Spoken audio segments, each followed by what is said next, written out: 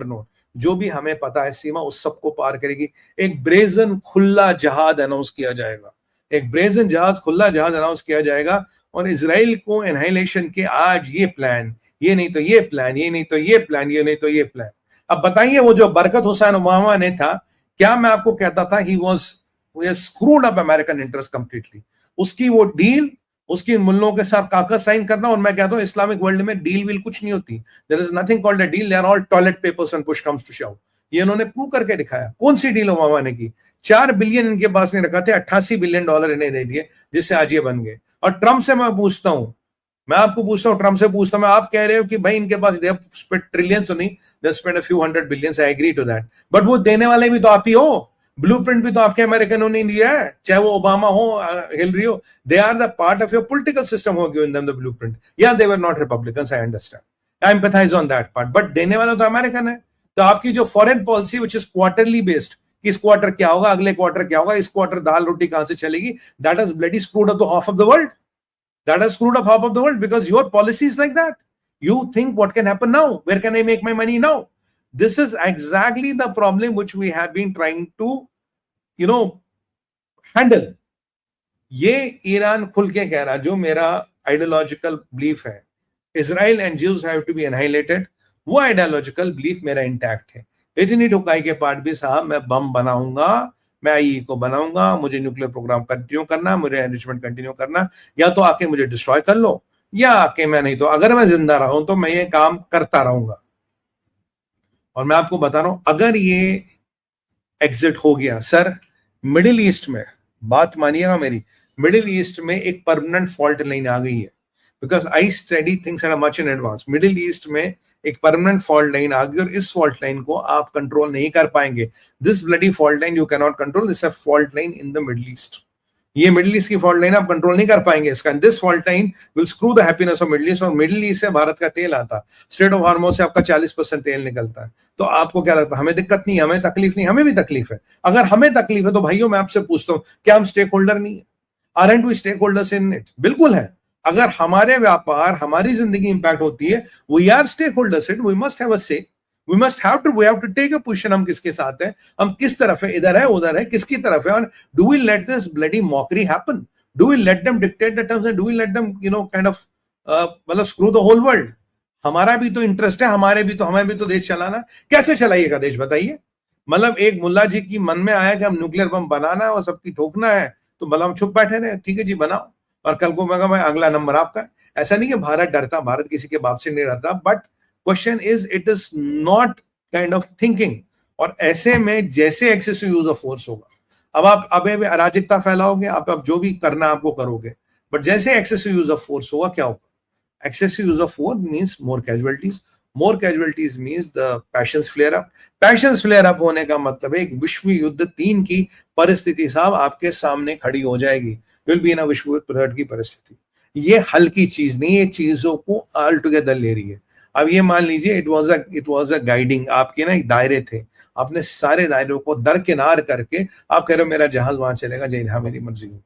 ये ईरान का खुला डिफेंस है। अगर ये ईरान का खुला डिफेंस है, जो अब ईरान के साथ देगा वो कहीं ना कहीं इस तरह की मेंटेलिटी, इस तरह के डिफेंस को सपोर्ट करता है। और वो जो सपोर्ट करेगा वो एक बनेगा एक्सेस ऑफ ईविल। मैं आपको बताता हूँ सपोर्ट कौन करेगा। इसको सपोर्ट करेगा तैयब अर्दोगन। इसको कहीं ना कहीं टैसिट सपोर्ट मिलेगा पाकिस्तान को, यमन का, सीरिया का, ये सब जो इनके पट्टे हैं उसका तो मिलेगा, तैयब अर्दोगन का इसको सपोर्ट मिलेगा। और इसको कुछ 2-4 कंट्रियों को दबे लफ्जों में सपोर्ट मिलेगा। कुछ 5-6 कंट्रियां चुप रह जाएंगी। 2-3 कंट्रियां सऊदी, यूएई, बहरीन वगैरह, शायद कुवैत, ये कंडम कर ले, नहीं जी अच्छी बात नहीं है, उसके अलावा कुछ नहीं करेंगे। बट अगर ये हो गया, एमबीएस विल हैव नाइटमेयर्स।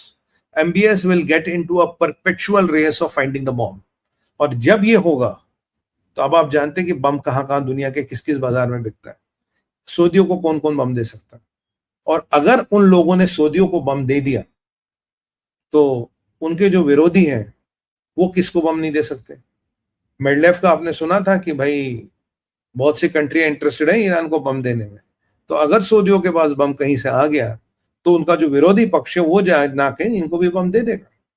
और अगर ऐसे न्यूक्लियर बम भाई साहब भजिया की तरह बटने लगे और अगर ऐसे ही खेलने लगे, मैं आपको कह रहा हूं दुनिया में पीस गई तेल लेने. दुनिया is heading for a catastrophic disaster, और ये तब तक नहीं रुकेगा जब तक दुनिया एक रेस्पॉन्सिबली बिहेव नहीं करेगा. दुनिया को एक सभ्यता वाली लड़ाई को, एक जियोपॉलिटिकल लड़ाई को, सभ्यता वाली लड़ाई को एक पॉलिटिकल लड़ाई या जियोपॉलिटिकल लड़ाई न समझे. आप सभ्यता की लड़ाई को पॉलिटिकल लड़ाई समझ के पार कर रहे हो, और आपका इंप्लीकेशन है you don't know how to get out of it.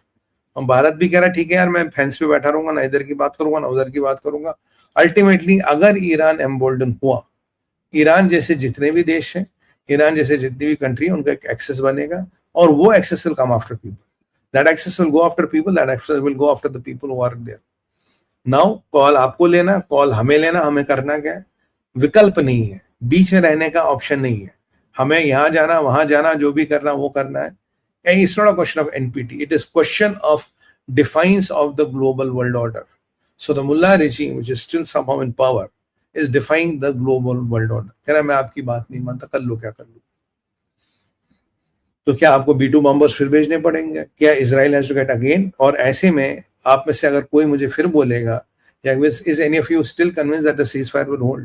मैंने आपको पहले बोला, this can never hold. This can never hold.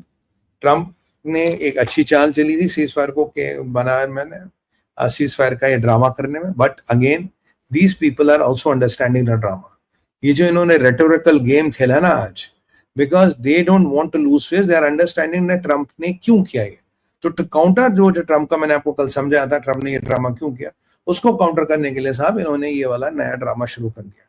But कुछ भी कहिए, अभी जो परिस्थिति पहले से ज्यादा विस्फोटक है, अभी जो परिस्थिति पहले से ज्यादा खतरनाक है. क्यों?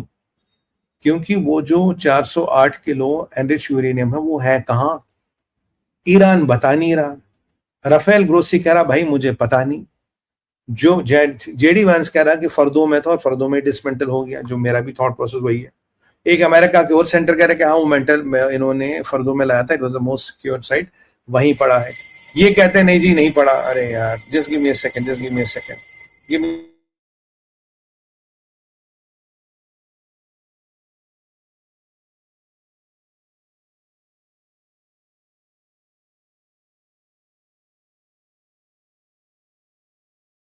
सॉरी, कह रहा है कि फर्दों में पड़ा. Nobody knows where the hell the uranium is.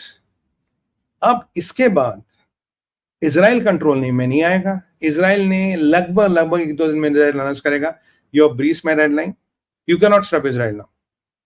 America is in doldrums. America ने फिर वही क्लासिकल गेम शुरू कर दिया. हुआ नहीं हुआ, कब हुआ क्या हुआ, जो मैंने वो फर्दों वाले आपको एपिसोड में पूरा समझाया था क्या हुआ. तो भाई साहब the game has begin. The game has begun and it is going to be more murkier, more dirtier, more people will die. Unfortunately, more people will die और ये हम चाहते नहीं. More innocent lives will be lost, but there is nothing we can do to control it. There is nothing we can do to stop it. I hope and pray we would have stopped it, but I don't think we can do much. और कुछ भी कहिए, ये Democrats जो थे ये किसके loyal थे ये भगवान जाने. क्या ये अमेरिका के लॉयल थे? I don't think. Were they loyal to the God? No. Were they worshipping some other thing? Possibly yes. I don't know what were they loyal to. ये डेमोक्रेट्स ने दुनिया की जितनी वाट लगाई है अमेरिकन डेमोक्रेट्स ने, शायद ही उतनी किसी ने वाट लगाई. अब देखिए ट्रम्प कहां तक हैंडल कर पाएंगे, क्या कर पाएंगे. और ट्रम्प की समस्या ये है, he has got trillions of dollars as guarantees, as investments and all from Middle East. तो मिडल ईस्ट से ट्रम्प का ट्रिलियंस ऑफ डॉलर्स आता है. क्या ट्रम्प इसको बचा पाएगा? क्या ट्रम्प चला पाएगा? क्या ट्रम्प उस पैसे को दरकिनार करके अमेरिकन इकोनॉमी को चला पाएगा? Answer is no. तो ऐसे में ट्रम्प बहादुर क्या करेंगे? ट्रम्प बहादुर के पास भी विकल्प बहुत ज्यादा नहीं है. पर एक चीज होती है, जाने से पहले एक चीज आपको बोलूंगा, हर एक व्यक्ति की धैर्य की सीमा होती है. और जिस दिन वो धैर्य की सीमा पार करती है, ना वो आर देखता ना पार देखता, ना यहाँ देखता ना वहां देखता, और सीधा जाकर चढ़ जाता है. और जब वो धैर्य की सीमा पार होती है, समन्वय और लॉजिकल थिंकिंग खत्म होती है, देन यू से कि देखी जाएगी. That is exactly how a world war 3 can start when somebody jumps the gun और सेगा देखी जाएगी यार, देखी जाएगी, देख लेंगे. तो this is exactly where we are heading to unfortunately. And I hope uranium is in Fordow, जो मुझे लगता है. I hope it is dismantled. I hope the program is not delayed by months. It is delayed by years. And I hope Israelis are listening to it. I hope Israelis are listening to it because you know what it means if it is all true. मैं आपको क्या बोलूँ इससे ज़्यादा। मैं इसी के साथ अपनी वाणी को विराम दूंगा और 2 वीडियोस हम आपको दिखाएंगे